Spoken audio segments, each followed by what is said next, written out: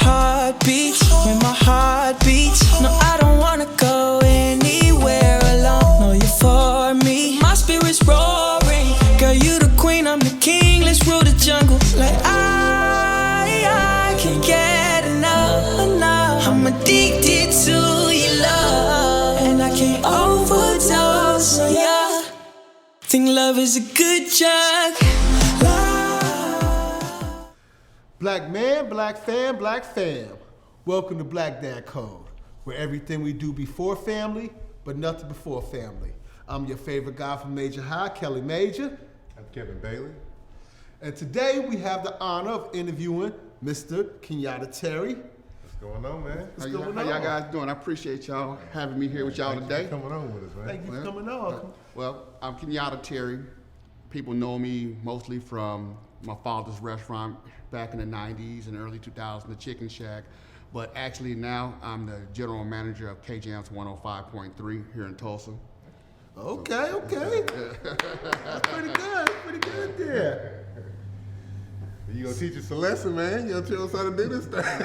So tell us a little bit about yourself. Well, I'm a graduate from McLean High School in 1993. Go Scots, go Scots. All right. Went to Langston for 3 years, came back, went to TCC, worked at Coca-Cola for 8-9 years, took a few years off, worked for my father's restaurant, did that for a while, was at a club one night, and it was a guy that was a general manager named Brian Robinson. And he came up to me. I known him for basically all my life because my mom gave him his first job when he was in high school. Okay. So basically he came up to me and said, "What you doing these days up in this club?" I said, "Well, I'm kind of semi-retired." He said, "What you mean semi-retired?" He said, "You semi-retired?" I said, "I'm kind of semi-retired. I'm kind of semi-doing this, semi-doing that." He said, "No." He said, "No, I'm going to need you to come up to my job. I got a job for you. I need you to come to the radio station on Monday morning." This was on a Saturday. I'm like, "Nah, okay, cool. We at the club. He's just talking." Monday morning came, 9 o'clock. My phone rang. I'm like, I don't know this number, so I didn't answer it. Rang again.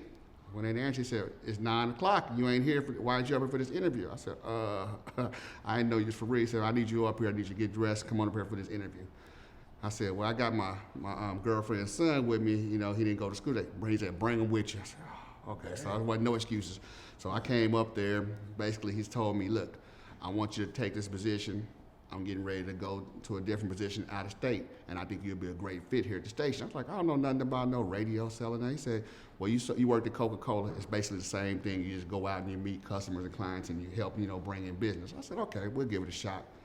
17 years later, I'm still here. All right. Yeah, 17 years. That's pretty good. Yes. So, what brought you to Tulsa? Well, I was born in Seattle, Washington. And my moms and pops, they was out there working. And the climate in Seattle is, it's always wet and damp. So I kept getting sick, so I kept catching pneumonia. So the doctor was basically telling my family, "You need to move them to a dry climate." So they moved me from a dry climate to a super cold climate. They moved me to Omaha, Nebraska. Oh! Man, tell me about it. It was cold. Let me ask you, are we up there in Omaha, Nebraska? I mean, no, this ain't nothing. We ain't up there. This ain't nothing. This ain't nothing. I don't even know why they cancel school for these kids. I've been walking the snow in waist deep snow. I'm like, this ain't. I'm like, so. Do you see many of us though in Omaha? Man, actually, it's almost more of us there because you actually know that's where Malcolm X was actually born, in Omaha, Nebraska. Oh, okay. We got, if you ever see the movie Belly. They actually go to actually go to the complex there, and the movie is actually filmed and it's based on Omaha, Nebraska. Okay. I'd have never guessed I that. do remember that. That was the part with dude with the banana. I don't like that I right there. that. I don't like that right there. Yeah. That was Omaha. So yeah. Omaha pretty rough though. If we think about it, if you see the news a lot, they did a lot of things up in Omaha, especially when Lil Wayne went up there for a couple of shows. They shot his tour bus up. So Omaha's not to be, just laughed at. Hey, let me. Yeah. What's up to all Omahas? Hey. So how old were you when you were in Omaha? I'm back and forth from Omaha because my mom's got mad at me one time and kicked me out of state of Omaha, Nebraska, and sent me back to Tulsa. So I was there around my 14 to 16-year-old age, 17. Then I bounced back to Tulsa and went to McLean for a year and a half. Okay. All right. So do you have any children? Well, I don't have any biological children, but I have a child that I've raised since he was 7. He's 22 now, and he's a senior at Jackson State University. He's actually Mr. Jackson. So he's getting ready to graduate here in April. So Okay, you said that to me. What does Mr. Jackson mean? Mr. Jackson is like the HBCU, like you know how you have the high school queen. He's the college king of the campus. He's actually when they go out to like march in the field for homecomings. He's the one wearing the crown, and he has the queen with him and things like that. And they do the big rollout deal for us. Wow. It's a major event, and he's also a Kappa, so he's just he's a Kappa. So he's all. So I'm sure you're proud. Very proud. He's very proud. Man, so let me ask this. I know just with Deion being there, like I know that's just been a crazy time for him. Like, does he talk about that? Because man, I've actually met Deion. Really? Yeah, I met him before, and just going around the campus and watching the things going on at the school. Deion took it like you said, Puffy did. Biggie took him from like 1 to 2 to 10. Deion took the school from like 3 to 4 to like a 15, just like that. That's what's up, man. Because I know that experience right now is never gonna be like that experience right now. Your son's getting to have. Yeah, he had an experience out of his lifetime, and I'm just living it with him. I'm like, what we doing this weekend? What's going on? I used to joke. I'm like, you gonna wake up one day, I'm gonna be in your apartment, sitting there, like, what we doing tonight? So tell us a little bit about him. Well, he's a graduate from Booker T. I couldn't get him to play, but everybody had their faults. He went to Booker T. That's all right. But no, man, he's an amazing child. Actually an amazing man. He's really. I don't have no complaints about the young man. He actually just took it from after 7th grade at KIPP, 8th grade at KIPP. He just excelled and just went to the next level. He lost his biological father his freshman year in high school, and after he lost it, he was like a shift, and he was just so driven and focused to succeed at everything he did. So he really didn't have that typical like, man, my son acted up today, I got to go up to school. I didn't have that at all with him, I could never tell him no. It's like, for his 16th birthday, his father had already lined up a car for him before he had even passed away. So it was like, everything was just coming into place for this young man. It's just like everything was just set in motion for him, so he couldn't fail. So, what was he majoring in? Communications, broadcast journalism. I don't know, maybe might a little taste of me in there or something. I don't know. Get him on here, man. Tell us about these Jackson stories, man. Oh man, he's amazing. He was actually the anchor on the Jackson State News thing. Okay. At Jackson State News. Okay, we love to have him on here, man. Well, maybe we can meet him one day, because one of the things we want to do in the future is we want to film some of our shows at HBCU schools. Oh man, that'd be live. Yes, do Black Dad Code with kids there in the audience and everything. I would love to do something. I'm going down there August 30th for his graduation. I'd love to take some shirts to pass out to get your market on there. For that's what I do. I love to help them succeed and everyone make it. So appreciate we do that. Definitely do that. So were you and the mom married at any point? No, we were never married. We were cohabitating together for 7, 8 years, and then. But in Oklahoma, if you together longer than 6 months, you're married. It's a running joke still at the house. She was like, you my common law husband. You better watch out. Something happened to you. I got those papers. I'm like, well, if something do happen, it happens. But right now, I'm single.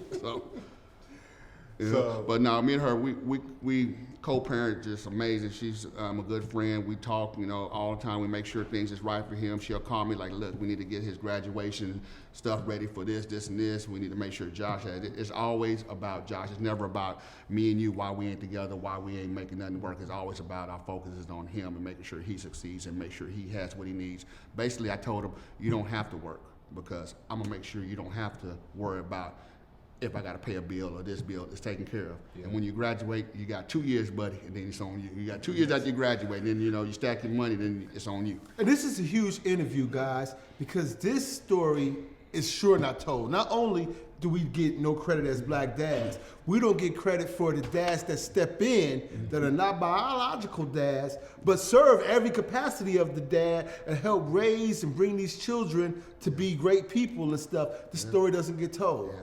There's no step in what I do for him. I'm daddy, he's son. Right. So we make it right, happen, exactly. And I love how you and your wife, how y'all communicate to where it's like y'all got that situated to where you guys are looking at him first. We always our main objective is making sure he succeeds. Yeah, that's awesome. He don't have. I'll work 2 jobs before I let him work 1 to make sure he don't have to worry about stressing at school, especially during this last. Right now he's getting ready. He's working on his graduation. He's graduating come April. He shouldn't have to worry about, I gotta go to work to pay my car note. Nah. Yeah. Right. He actually made it easier on us. He got a full ride. Oh, man. awesome. That's Full awesome. ride. He had a full ride with an extra little something monthly stipend that helps take care of his car notes and stuff like Right. that. So he's taking care of things. He's taking I care know, of yeah. business. So That's- only thing I do is just make sure what you need. Okay, I got it. It ain't much, but whatever he needs, he gets it. He was scheduled to go to Morehouse actually, Okay. but Morehouse only gave like 85%, 90% of the scholarship, and we was like, well, hell, we'll just go ahead and pay for it. He's Yeah. like, no, we ain't gonna pay for this. Jackson State has come through, and they giving me a full ride that's what's on up, man. everything. I was like, Okay. I said, well, you sure? Because you can go here. I know you want to go to Morehouse. Whatever you want to do. Looking back now, do you think he made the right choice because he stayed over Morehouse? best choice. Hey, best choice ever. And it was crazy because after his sophomore year, they came to us saying, well, we'll go ahead and give him that full ride because we see what kind of students. He was like, nah, he good. We good. So, yeah. And it's funny because I was going to go to Morehouse, actually. I had applied man. to Morehouse, and I moved. And so my acceptance went to the old address. I didn't think I got accepted. So I joined the Army. And then after I was in the Army, I found I got accepted to Morehouse. It's like, wow, man. So I know you said that he's been laser focused since his father passed, Yes. and you guys haven't had to worry about much. Have you had any obstacles that you guys have had to kind of with raising and just? The biggest obstacle we've had with him actually is funny. He drove back to school, I think it's like after Christmas break, had a flat somewhere in Mississippi, in the middle of Mississippi. You don't want to be stopped in Mississippi in the middle of the night. But his car broke down in the middle of the night. Had AAA. AAA came out there. Well, the AAA guy broke the key lock that goes on the wheel. So they couldn't take the wheel off. So the car had to sit there. So he had to get someone had to come pick him up, and it was like a 2-hour ride from where his car stopped. Went all around town, went everywhere to try to find his key. Couldn't get the key. So I had to jump in my car and drive my key all the way to Mississippi to change the flat. How long was that Okay. drive? 9 hours. 9 hours. Yeah, it was 9 hours. Yeah, it was 9 hours. But it was just a simple fact I had to drive all the way Right, there. right, But right. the thing is, I had to drive past the car to get him to bring him back to the car to change the flat, and then drive him to follow him back there. So that 9-hour trip turned to like a 15-hour trip, and then I turned around and came back. Wow. So Okay. that was the only obstacle I've had since he's been in school. Other than that, it's been easy. Well, let me ask you this: what's been your experience with your father, grandfather? Oh man, I grew up with my father mostly all my life. My father did some things that he shouldn't have done in the 80s and things like that that got himself incarcerated. But even when I'm being incarcerated, I thought I was going to be able to run the streets and do my thing. Yeah. Nah, that didn't happen. Moms took me to the penitentiary, and the warden let my pops give me a whooping at the prison. I'm like, man, I said, this shouldn't even be going on like this. And I said, shouldn't he get more time for beating me? Nah, that didn't happen. Warden straight up told me, I'm letting them do that so I won't have to see you. He said that was scared straight before scared Yeah, straight. I said, okay, you know what? After I found out he could still reach out and touch me from all the way from El Reno, and I was like, I'm good. I'm gonna chill. I'm gonna chill. I'll be good. I'm stop giving my. I thought we was going just go nice little visit. Oh, we're gonna go see your daddy this weekend. Oh, okay, sure. I don't know. What? I heard you was acting up. Come here. Lord, I think that's like a flashback. But Pops came home, did his thing. He just recently passed away in September. Sorry to Yeah, hear that. man, he came and did his thing. He ran. I don't know if y'all remember the chicken shack that was across the street from McLean. That was my pop's restaurant. Okay. He had that for years and years, But before that, I don't know if y'all from here? So I'm from Oklahoma City. I went to NSU. I would come here from time to time. Okay, there used to be this restaurant back in the day. It used to be like Old Country Buffet, but it was called the Choice Smorgasburg. It used to be out on 31st and 169 where you see that Quick Trip, Rhymes and Wendy. Yes, Well, it was yes. an all-you-can-eat smorgasbord. Well, my pops used to run that for years, and my pops gave every last one of my friends a job. I'm talking about you, my friend. My dad said, "You can come to work. I need you to come up to work with me tomorrow. Bring him with you. Okay. Because y'all need to be running the streets." Exactly. So, Exactly. so we 15, 16-year-olds in there, he got us busting tables, but kept So us how out do of you trouble. think that transferred to you Gave me a- and then to your kid? Gave me a straight work ethic and taught me, like, look here, ain't nothing given to you. You got to work for everything you want, Even though if your parents offer and got it for you, they're going to still make you work for it. And that's the way I instilled in him. I like, you still got to be able to do something. If you wasn't in school doing what you're doing, I wouldn't be doing what I do for you. We'd be trying to figure out an alternative for you to do something else, a trade, something, but you're not going to lay it around up in this house. Right. Right. It just happened to work Did you out. know your granddad? Man, actually, I had my step grandfather. That's why I said the steps is just people that stepped up. Like my father's father was his stepfather. He stepped up and raised him from like 3 years old, and he raised him all the way up until he passed away at 85. He was still being daddy and still like telling him, hey, you need to do this, this, and this. He's actually the one who pushed my father into opening the restaurant. He said, your food is too good just to be just cooking it at the house. Let's open you up some. So he gave him the feeder money to start it. Okay. So we actually started down in Osage, where the Osage apartments are right now. It used to be a little restaurant it used to be a restaurant, and then there was a bar next to it called the Brown Sugar. And he actually was like a little pool hall, and they started cooking in there, and then he moved out to North Tulsa, and it was history from there. So. Okay. You see that there? That's some of the things we talk about here at Black Dad Code. When the fathers is present, and then they can instill in the children and the grandparents, and it shows the fruit of that labor years later. Now here he's a success. His son now is a success. So you got 4 generations of successful black men because they've all been present. They all been there. Exactly. And then we don't know too how it helped his friends from them just working that job. Right. And I mean, so like I like to even hear. So yeah, I mean he set the precedent just getting that started within his friends. So I mean it's yeah. He used to say, you know, y'all gonna be over at my house. We gonna go to work on the weekends. Y'all can have all the fun during the week, but on the weekend come, at least y'all gonna put in at least 8-10 hours, you know, and you have y'all little money in your pockets, and you ain't got to worry about hustling in the streets like he had to do when he was younger. You know? Exactly. So question, how is it now having a child in college and going from that being home all the time to almost like a grown man on his own, but not quite on his own, but you know, how was that adjustment? You know, honestly, when he was 15, 16 years old, he was so mature and so advanced past his normal peers that we really was like, what do we do? We can't. What can we teach him? He's basically taking this. He's basically a child that changed his old diaper, in a sense. You know, he's like, you know what? I know what I need to do. I know I'm wet. I need to change. Right. And he took it to that next level. And all we did was just give him the tools. Like, you want to go to this camp? Okay. You want to do this? Okay. Go on this? Okay. You don't have to work if you don't want to work. We just want you to, you know, go to school. He said, well, I want to do this and this. So we gave him the tools and set him up and put him in a position where he didn't have to stress and worry, not even during high school. So all he had to do was focus on his books, and that was it. And he excelled at that. He was Mr. Hornet too at Booker T. So he went from Mr. Hornet at Booker T to Mr. Jackson at Jackson State. So he's actually set the precedent in the bar so high that I be looking at him like, man, I need to see him running for president here. What 2020? Yeah, I'm like 2030. That's that black excellence. Yeah, he's actually looking towards going to Columbia University for grad school. So he just competed in the Mr. HBCU all collegiate pageant 2 weekends ago in St. Louis. So it's every HBCU, HBCU all across all the HBCU campuses competed at St. Louis. And I think he got down to the top 10, top 5. So, you know, out of like 200. So he did really well. Yes. Be proud. Very proud. Yes, very proud. Yep. Okay, so now I like to ask, how did you go about making sure, like, he had his finances in place? Oh yeah, you said he had scholarships and things. Yeah, we didn't have to. And you didn't have to worry about that. Because, see, some of the things I've been hearing some of the people, parents run into is paying for their children to go to school. Mm-hmm.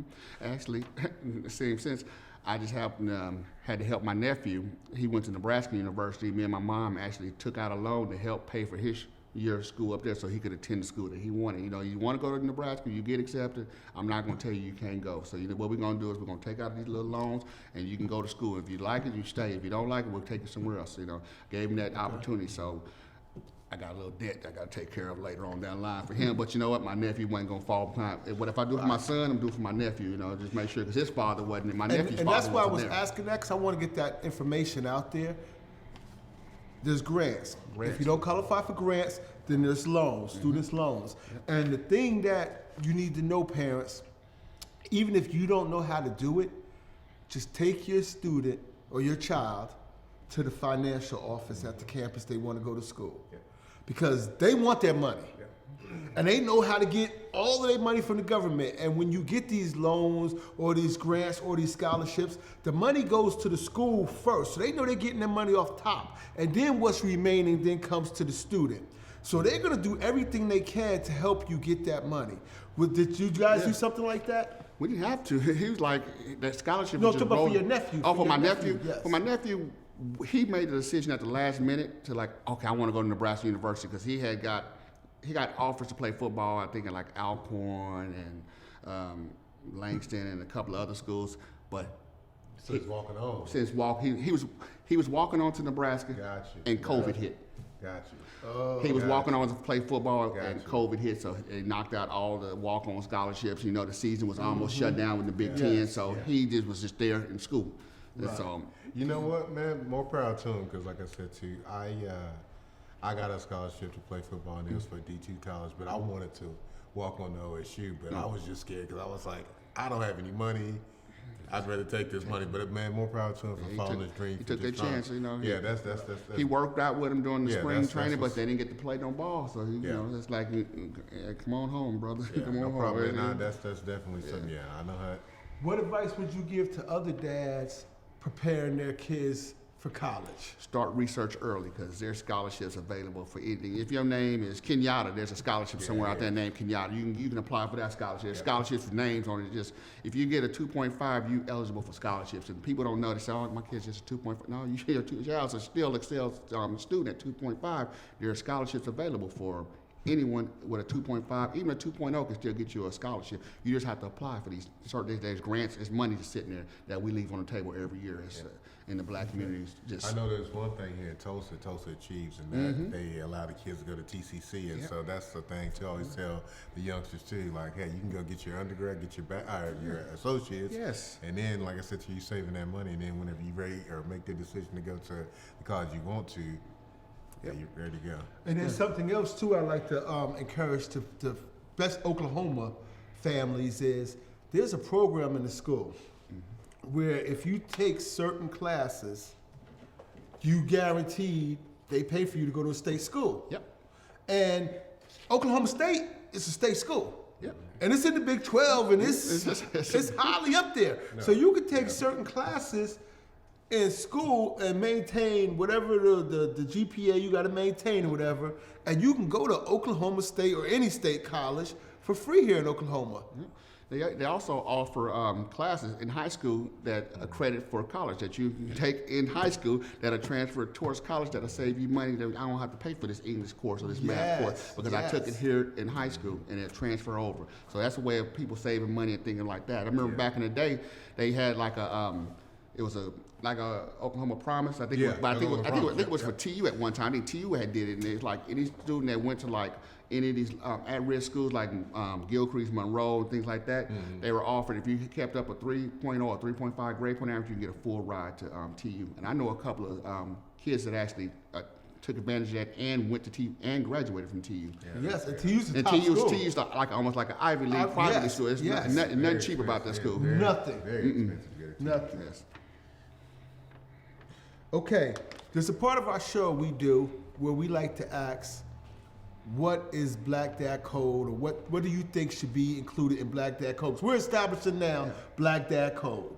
So what is something you think should be established as Black Dad Code that all black fathers should do, participate in, whatever? Man, you guys got it going on. What you guys doing is beautiful. What I would love to see you guys do is take it on the road more, hit some of these expos and things like that. Like we got like our station, we do like what's called the Black Women of Color Expo.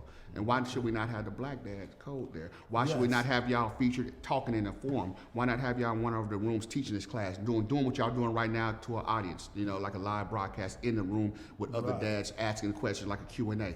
Yes, And yes. I'm gonna set that up because I think that'd be something perfect That would that be we need. awesome. We need that. Yes. We do that in Oklahoma City and Tulsa. We have one in Oklahoma City. It's gonna be April 1st, and then Tulsa's gonna be August 29th. Okay. I'll get you the Okay. information on that, but we'd that's love something to that's do something that you gotta Yes, be. yes. You can be there. You know, you need We would love to to brand do that. yourself. You know, y'all already branded, but you know, just being in presence. You know, Right. people seeing you And let people coming know. up asking the question. Yes. I heard, but can you tell me more? Right, exactly. Because that's another part of what we do. We want to hear stories about being dad, but we bring in different aspects. That's why I wanted to talk to you about the college experience and going away, because as dads, we have to know that. Yeah. And if our fathers didn't, well, we didn't have fathers and we didn't know, like I went to the Army because no one knew. I could have went to college on a scholarship because I ended up going later on a scholarship. I went on an academic scholarship to OSU. but I didn't. I went to the Army first because I didn't know. No one knew. No one told me. Didn't know the And I ins and didn't outs. want to just be in the streets. Yeah. Exactly. Yep. So let me ask you this. So this is what do you think is something that black dads that goes against that black dads do that we need to stop as far as what an action or just something you feel like we need to stop and we need to get past that? We need to stop setting our children up for failure when it comes to the way what I do, you don't need to do. We don't need to make that example. If I'm out smoking weed, my child shouldn't see that they smoke weed because it's like, well, dad's doing it, he still does that, but that's still telling them, okay, well, I can do this, I can do that. But if it's for medicinal purposes, then it's different. But, if you got just out here in these streets just, drinking and partying, you're not setting examples for your child, it's like, you see things that that you shouldn't be teaching your children. I totally agree with you on that. I did that myself, coming up, even with my child like that. I used to run nightclubs, and I used to come home. I smell like liquor and this and that, and just things that wasn't right that shouldn't have been right. And I'm glad he didn't pick up on those bad habits. So. Yes. No, I know exactly what you mean by setting an example as father. I'm a sole custody dad of a daughter. So I don't run around and date a bunch of women exactly. and party and all of that because I don't want her wanting that kind of a man. Yeah, exactly. Or thinking that's okay. Well, my dad did that. And my dad's a great man. So Right. Exactly. So. Right. So I try to lead by example. Exactly. That's where we have to get back to. Even if I see a young man that's, not even my child, I need to at least pull his coattail like, hey, come here. We need to talk. This is not the path you need to be on. What are you doing? Give him some guidance. You ain't got to be the father. You ain't got to be the uncle. You can just be somebody that's, a friend to come up and talk to a child. And, that right there might save him from making this mistake or that mistake just by someone showing that they care. And that's one thing we kind of touch That's on it. a lot too. Yeah, we don't giving that guidance. We're not back to that village no more. Everybody like, hey, my kid ain't my problem. He ain't gonna cuss me out. I'm out to fight his parents. Right. No. That was one of the things we spoke about in one of our earlier shows. Was actually that. I was one of the things I brung up was we got to get back away from that where we can't say nothing to other people's children out there because we got to worry about fighting his mom or daddy. Exactly. Now I can see. Don't put your hands on nobody's child, but you can give a word directed to the right and then call the parent. Hey, look, I had to talk to your son today. I seen him doing such and such. Exactly. I told him not to do this. I know your kid's a good kid. He was with some kids, and they was doing some things that could get him in trouble. Yep. Man, I mean, so many phone calls. I get home and, so what you do today? What you mean what I do today? I already knew where it was going. I'm like, man, who done called her? That first question, so how was your day? Oh, okay, this is what happened. We'll break it on down to you. Let me go I'll tell you what happened, All right, so we do a segment of the show every week, and it's the Black Dad Code 10th question. So my question to you is, as a parent of being a radio station manager, how do you feel about the music that's out today?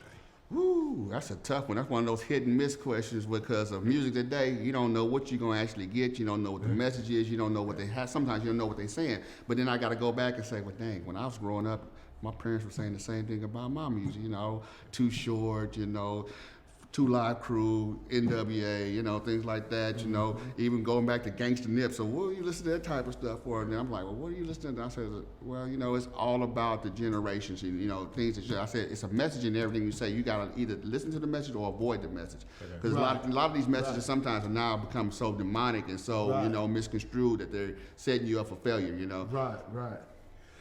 And I feel the same way because I was young and I was a rapper when I was young in New York, and my dad, he couldn't stand that.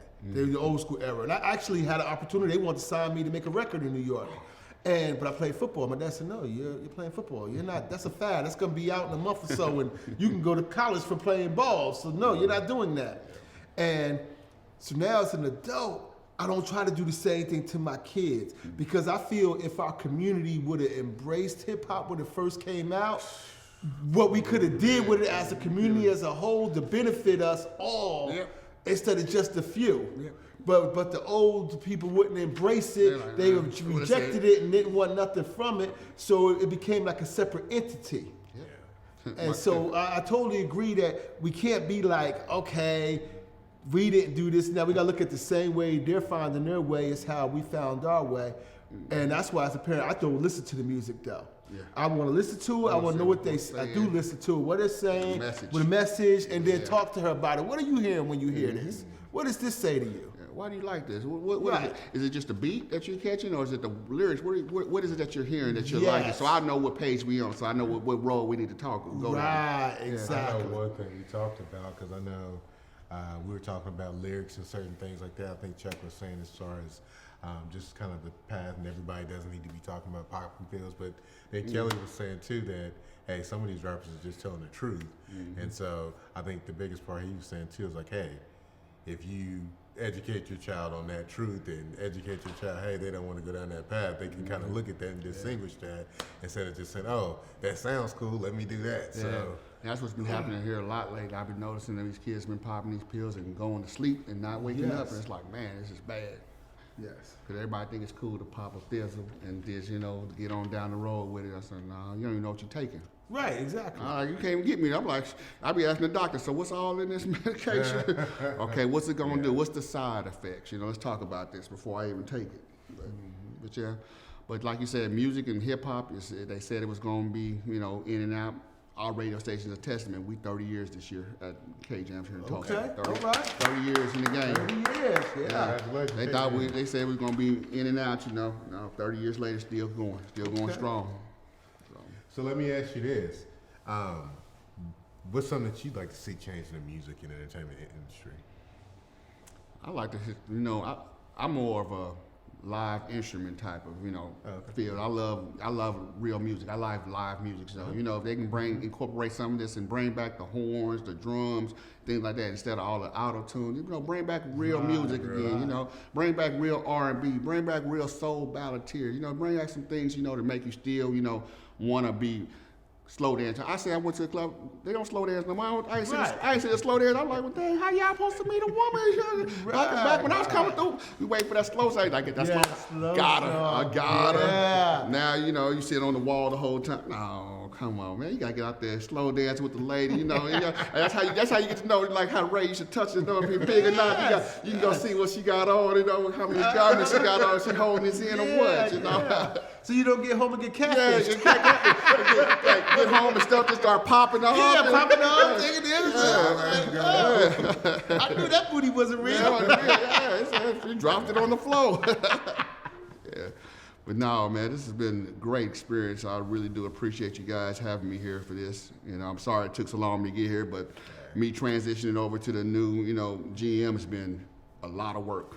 So. Well, congratulations on the transition. And Kevin, would you like to give us a closing remark? Yeah, I'd just like to say, man, I want to congratulate you just hearing about your son and just hearing how you guys are taking the path to just lead them to all the success he's having, and just how you help mold him. And just like I said too, you said you haven't had many obstacles, but if he were to step out, I just think you guys would have had him on track would have pulled him right back. Yeah, that's what I'm saying. So I love how you guys have done that and how you guys have keeping that range. So man, kudos to you and your lady. Yes, and like I said, definitely an example for our black fathers out here. So yes. So Kelly, what's your closing remarks for today? I'm going to close on something similar to what you're saying. When we interview, everybody's not going to be a failure. We're going to interview success stories. We're going to interview stories where the dad may have been there, may not have been there. We're going to interview about finances. We're going to interview about education. We're going to interview about college. We're going to interview about every aspect of being a father. We're also going to interview other different ethnicities. And we're going to try to bring the most information and positive process to helping getting dads back into the families and getting that village started back again. Now, I'd like to ask you, what would be your closing remarks? My closing remark basically is just saying, what you guys are doing, you've hit the nail on top of the head, and I just wish you guys much success. I'd love to come back later on down the line, just top it up with you guys, because I like the vibe, I like the energy, things like that. I need to have you guys come to me now so we can chop it up, I enjoyed this. This was really good. Y'all on to something really good here. And I wish y'all nothing but success. Appreciate that, man. Thank you. I said, too, we're just trying to get it out there. So. Y'all doing it. It's really real. Black man, black fam, black fam. Thank you for watching Black Dad Code. See you next show. A new beginning. I knew it wasn't butterflies. I get a rush on the road. I'm all in it. We riding like a hit. I'm from the needy. Know I've been through the most. Cause your heart beats when my heart beats. No, I don't wanna go anywhere alone. No, you're for me. My spirit's roaring. Girl, you the queen, I'm the king. Let's rule the jungle. Like I can't get enough. I'm addicted to your love, and I can't overdose on ya. Think love is a good drug.